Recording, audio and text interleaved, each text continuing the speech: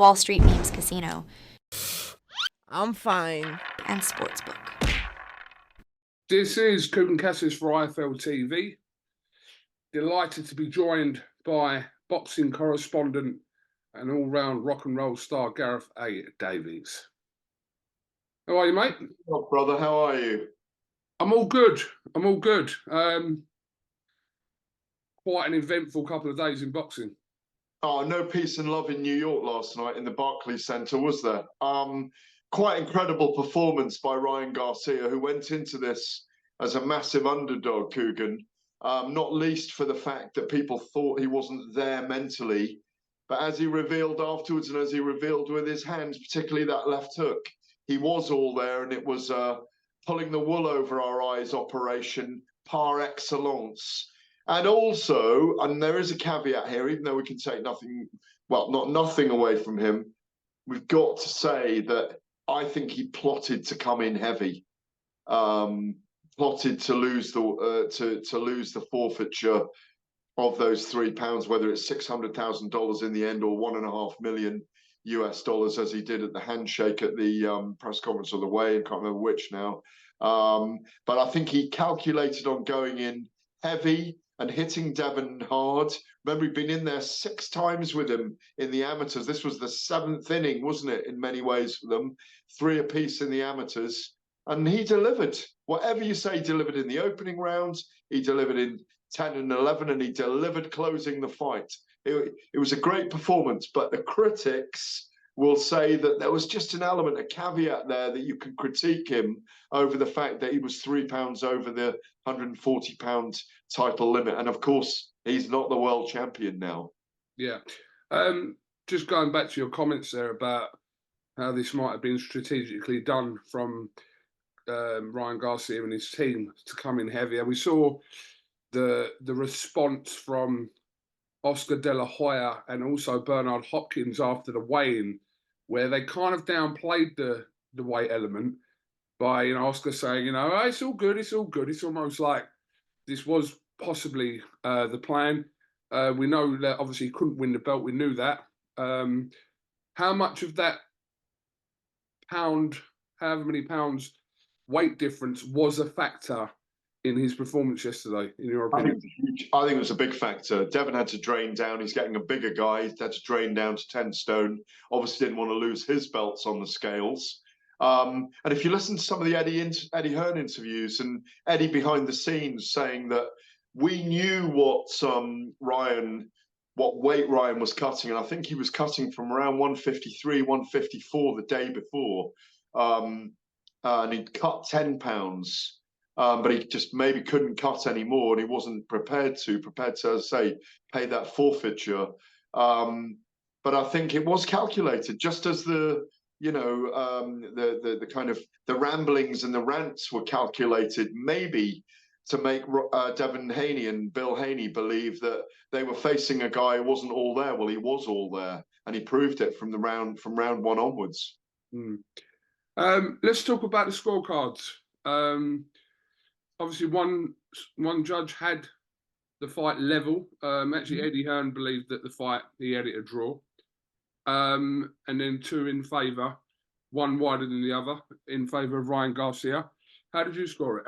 Just in favour of Ryan Garcia by the end. He had to catch up, but those 2 10-8 rounds, or was one of them, and one was a 9-8 in the end, wasn't it? Because he had a point deducted. Yeah. For the blow after the referee had pulled them apart. And I thought the referee seemed to favour Haney in lots of ways. Not favour Haney, but giving the nod to Haney a little bit. I think Haney could have had a point deducted for so much holding. That it was scrappy in parts, but it was very, very dramatic.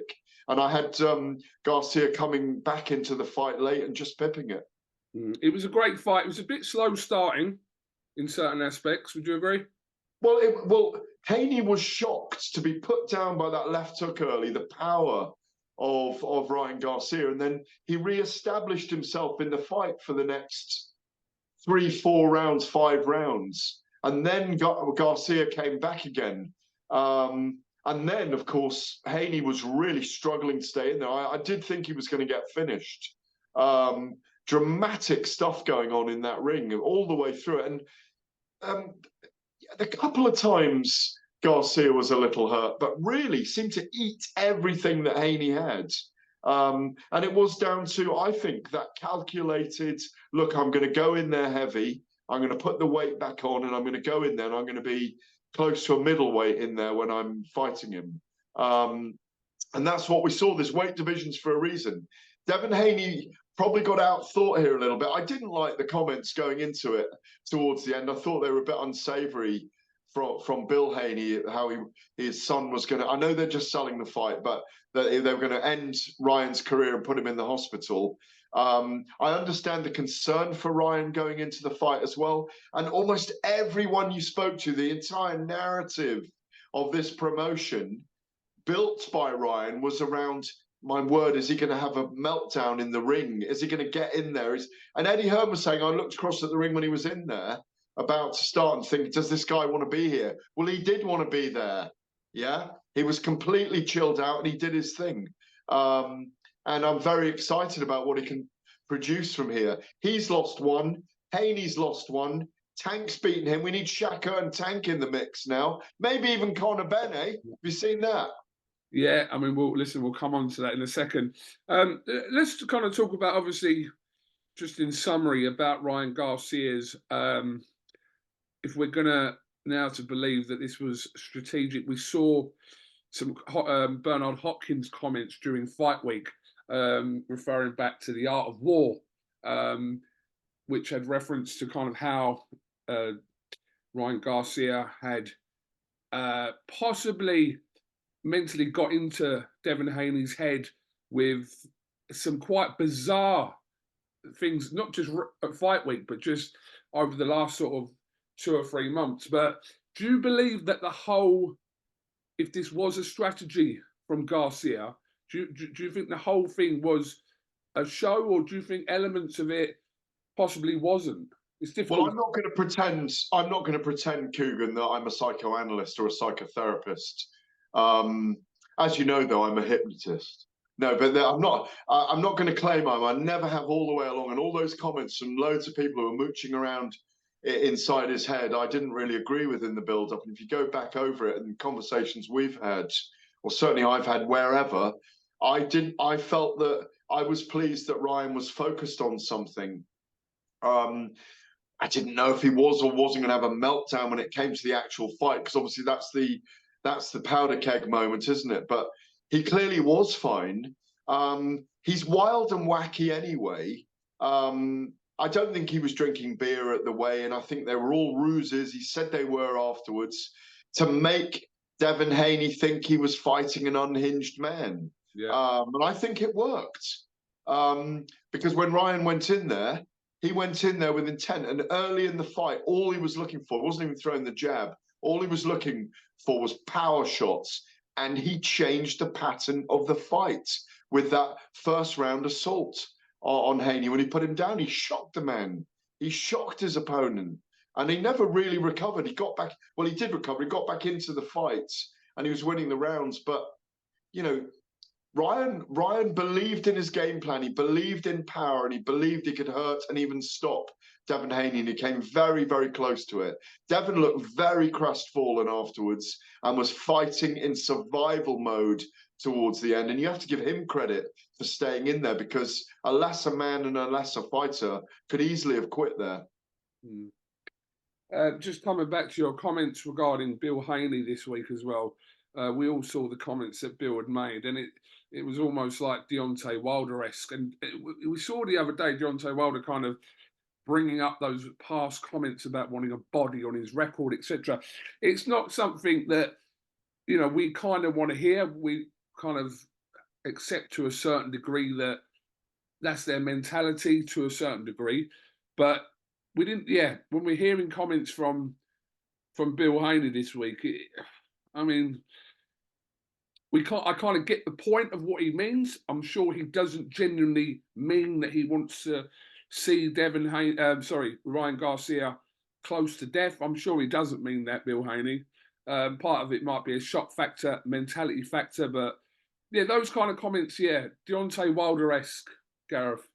Well, when we were with Deontay last week, when he was over in London, obviously announced as part of the 5x5 on June the 1st as Eddie Hearn's team captain in the heavyweight fight with Zhilei Zhang. When I was sitting with him doing an interview with a couple of others, he was saying, isn't it amazing? Like, I do my ayahuasca retreat and I'm talking about peace and love and finding myself and finding tranquility. And people are complaining that Deontay Wilder, the bronze bomber, isn't there. And yet when I'm saying I want a body in a bag in my career, they're complaining about that. There is a middle ground, of course, which is that this is a sport and they're prize fighters. But we are in a sport of extremists in lots of ways. And those comments from Bill were extreme. I didn't like hearing close to death because I don't think we should be condoning that. I think we should call that out and say, no, we don't really want to hear that.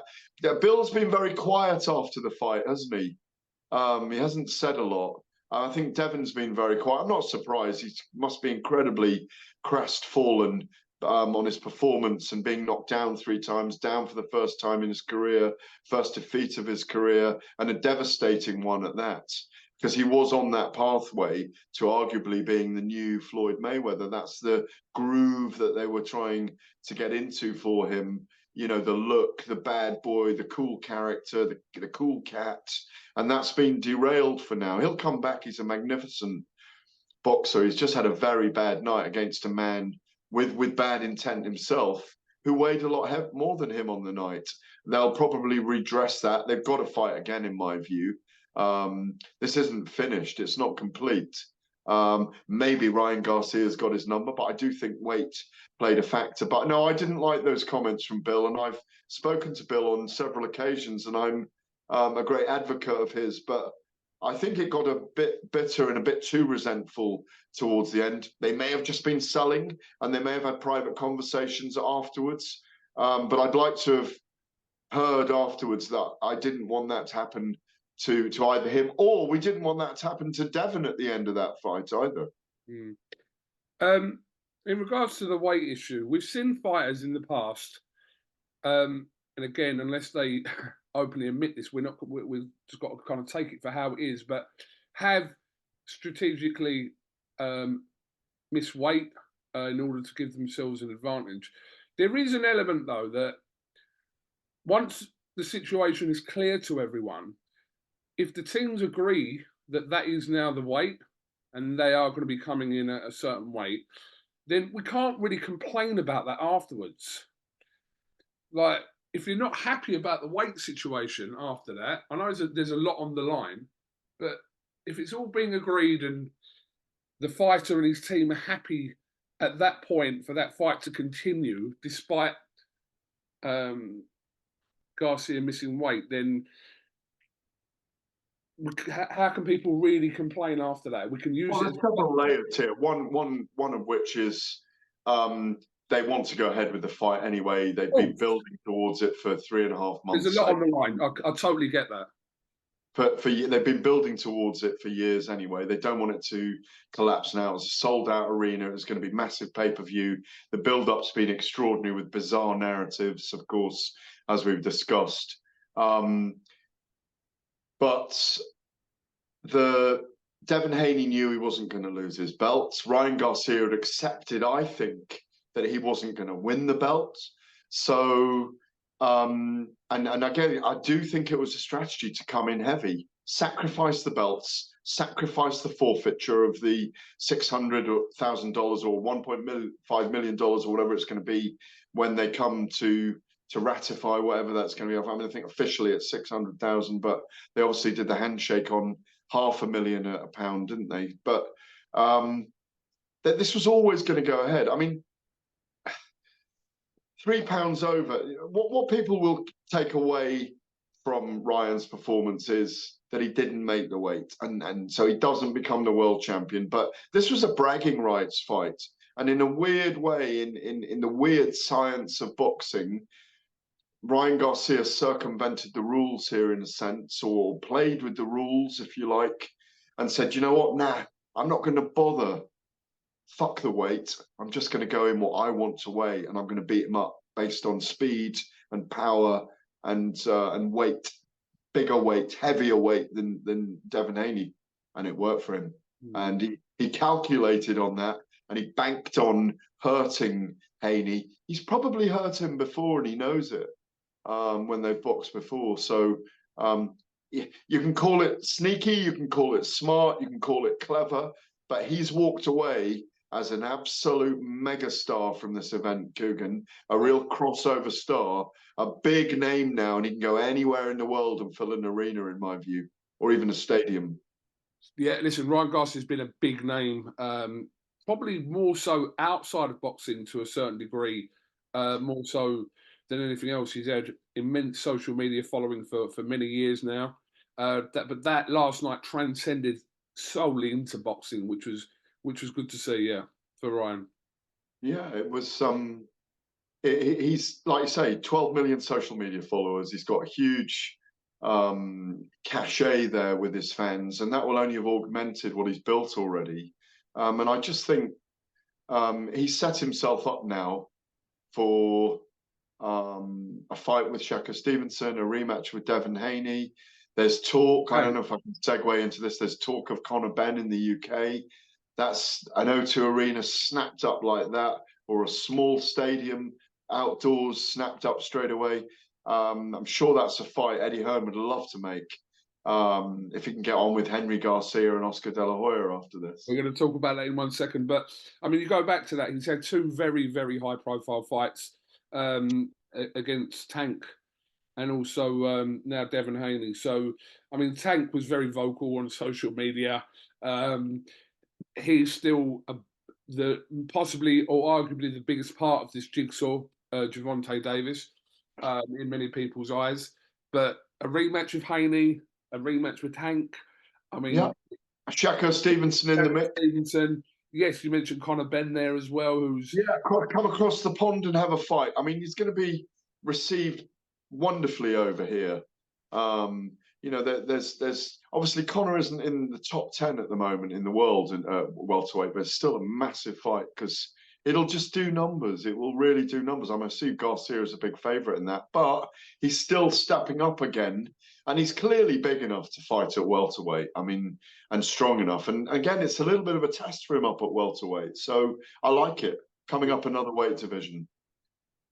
Right, Gareth, before we finish, let's talk about a quite sensational moment after the fight in the corridors in New York, where Eddie Hearn, he was being interviewed by his own social media Matchroom camera guys, and then we saw Henry Garcia come. We saw Eddie Hearn kind of give the respect there before he heard what Henry Garcia was saying, and yeah, I mean, he called him a piece of shit. Eddie Hearn said "fuck you," and I think he mentioned Luke Campbell, and now obviously Devin Haney, and then Eddie Hearn's mentioned his latest signing, Jaron Boots Ennis, and then the energy changed very quickly. I'm not saying it's because of that. I think Henry Garcia probably just had a moment there and came back and apologised for his comments. But yeah, that was quite a spectacle to watch.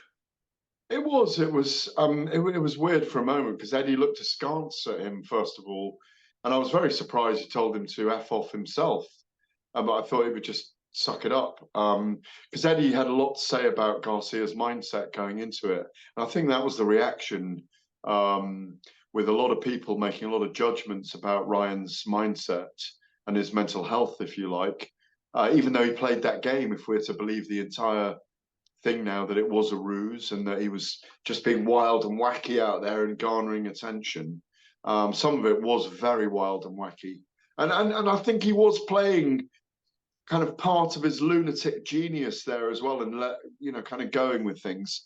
But it fizzled up, and then it fizzled out very quickly between. It was just emotion. It was just adrenaline at the time, with Henry coming past and saying, "Why were you saying things about my son?" Well, it's obvious why people were saying things about his son. His son set himself up for people to say things about him. But what he was really saying between the lines was, "You underestimated my son." And that's, I think, what happened. I think that's why Garcia won the phony mind games war. It was super mind games, because I think they underestimated him. They thought it was a guy who was going to go in there and have a meltdown and capitulate, but he wasn't. He was on the money. His tensile strength was extraordinary. He was really focused. I don't like that shoulder roll he does, which is completely the wrong angle.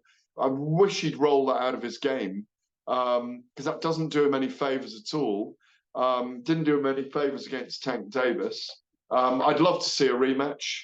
I don't know what weight division it's going to be. There's no way Garcia is going to squeeze down to 140 from 143. Just doesn't want to do it. He's got too big now to do it. I think he'll move to welter or catch weight fights. He doesn't even need belts. He's a big enough name now that he doesn't even need belts. And that's what he was saying last night. This is just a bragging rights fight. I don't care about the forfeiture, the fine. It's just about me against whoever. We've got to see him in against Shakur. I'd see him in against Tank again, although remember, maybe Ryan was once bitten, twice shy, because he got the worst of the deal against Tank, didn't he, if you recall? And maybe that affected him on the night as well, because he looked a bit drained when they fought. But I do think Tank's a brilliant boxer. I still think it's between Tank and Shakur Stevenson for the boxer in that whole weight category of this era. Maybe Keyshawn Davis as well.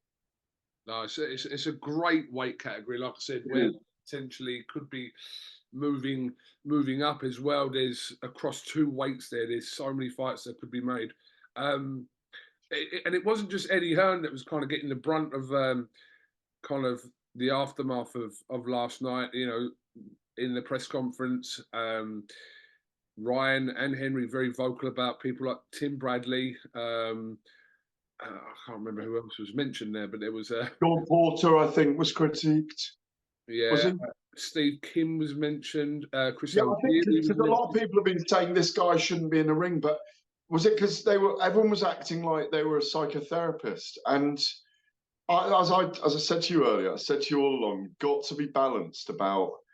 I said to you all along, as long as his parents are around, and they are around him, he's not ill-advised. People that love him and they know him, and as long as he's around people that know him, who care for him and got his interests at heart, the fact that even if he is going through something, and we know he went away for a year because of depression and anxiety, anxiety rather, if he's got people around him with his interests at heart and they know it's right for him to be focused and getting ready for a fight, then it was the right thing. And so it proved.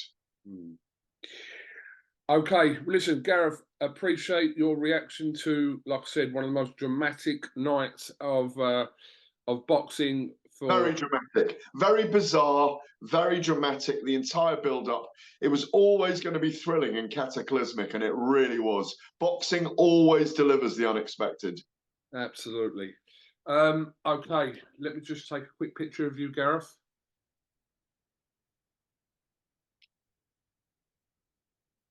Lovely. Just one for the gram there, Gareth. Lovely. Gareth A.Davies, appreciate your time. We know you was in Dubai last night, so straight off a plane, straight on IFLTV. Bosh. Bosh. My pleasure, brother. Thank you very much. Cheers. Wall Street Memes Casino I'm fine. and Sportsbook.